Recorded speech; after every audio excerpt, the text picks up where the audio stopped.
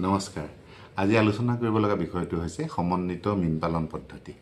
আৰু এই সমন্বিত মীন পালন পদ্ধতি বুলি কওঁতে আমি পুখুৰী এটাৰ লগত কি বিষয় আমি সমন্বয় কৰি পেলাই একেলগে পালন কৰিম সেই কথাবিলাকৰ প্ৰযুক্তিবিলাকে ইয়াত আলোচনা কৰা হয়।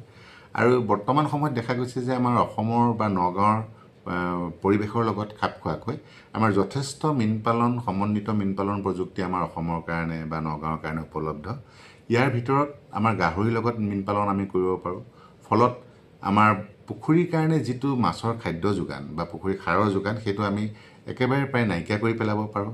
লগতে আমাৰ যিসকলে গাহৰি পালন নকৰে তেওঁলোকে হাঁহৰ লগত মীন পালন কৰিব পাৰে, কুকুৰাৰ লগত মীন পালন কৰিব পাৰে, বা আমি কৃষি পামৰ লগত যদি আমি ক'বলৈ যাওঁ তেনেহ'লে আমি ধানৰ লগত মীন পালন কৰিব পাৰোঁ। যিটো আমি দেখিছোঁ যে ইতিমধ্যে আমাৰ নগাঁও, হোজাই বা মৰিগাঁও জিলাৰ বড়ো ধানৰ লগত মাছ পালন আমাৰ মীন পালকসকলৰ মাজত অতি জনপ্ৰিয় আৰু এই প্ৰযুক্তিটো অতি লাভজনকো।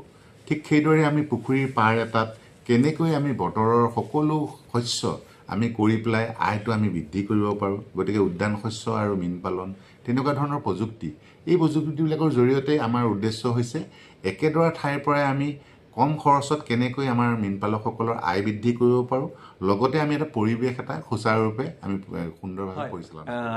আজি আমাৰ বিষয়টো আছিল আলোচনাৰ সমন্বিত মীন পালন পদ্ধতি, আৰু এই বিষয়ে ইতিমধ্যে কৈয়ে গৈছে।